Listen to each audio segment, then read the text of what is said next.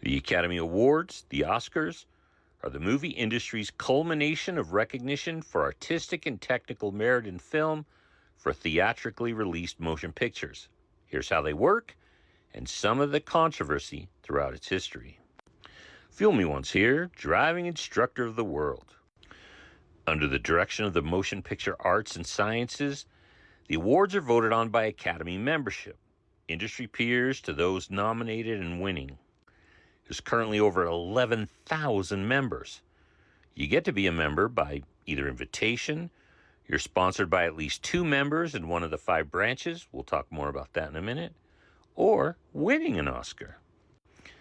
Nominees and those invited or sponsored are considered for membership if they meet the criteria for distinction. Quote, candidates must have demonstrated exceptional, unique talent or made an outstanding contribution to theatrical motion pictures. For actors, that's generally considered to be at least 3 theatrical film credits, one within the last 5 years of a, quote, high standard. And for other branches, they typically require years of experience in those key creative roles. The very first Academy Awards, May 16, 1929, handed out only 15 awards. Those winners were then recognized for multiple movies rather than a specific work on a single picture. The ceremony lasted 15 minutes. Apparently there was a different standard for acceptance speeches back then.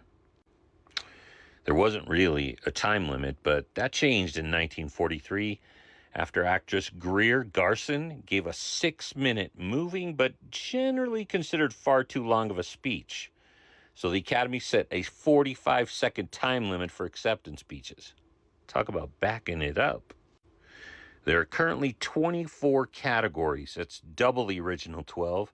And in 2026, they've added the 24th, Best Casting.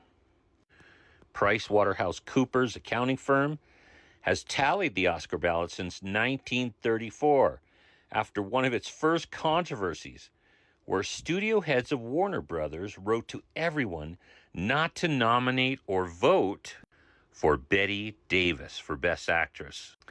See, back then, actors and actresses were tied to studios, and Bette was with Warner Brothers. She'd made 21 pictures with them, but not a single challenging role. She kept bugging Jack Warner, and finally he said, good, I'll lend you out to this other production company. Well, at that studio, she made Of Human Bondage, which, if you know history, is one of the greatest roles of all time, and Bette nailed it. And everyone was surprised when that letter campaign by Warner Brothers resulted in her not getting even nominated.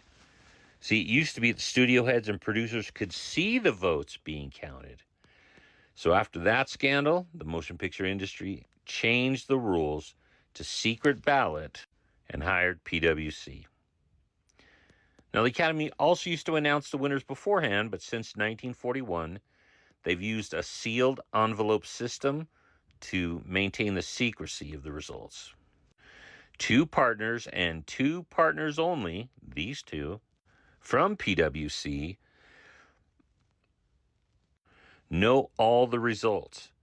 But in 2017, somehow, they messed it up when the wrong Best Picture winner was read aloud. So Warren Beatty and Faye Dunaway, either he is handed the card or he grabs a card, but it's a copy.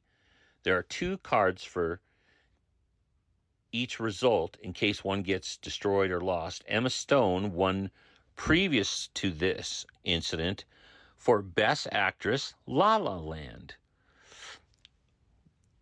Warren Beatty has in his hand Best Actress, Emma Stone, La La Land. Only he and Faye Dunaway are up there to announce Best Picture. He gets confused. He hands the envelope to Faye Dunaway. She knows she's up there to announce Best Picture. She sees La La Land on the card. She announces, and the Oscar goes to La La Land. Only it didn't really. Because in the middle of all of La La Land's entire team up there thanking everyone, in the middle of that acceptance speech, they get the real result from these two saying it's actually Moonlight that won, not La La Land. Since then, PwC has added a third senior partner. All three have to memorize the list of winners. That third partner sits with the Oscar producers in the control room, while the other two partners are stationed one on each side of the stage. This way they can head off any issues as soon as possible, although that is the only time in Oscar history that has happened. Oscar himself, the Golden Man, is officially called the Academy Award of Merit. It's a knight, hands on a sword, standing atop a reel of film with 5 spikes symbolizing the 5 original Academy branches: actors, writers, directors, producers, technicians.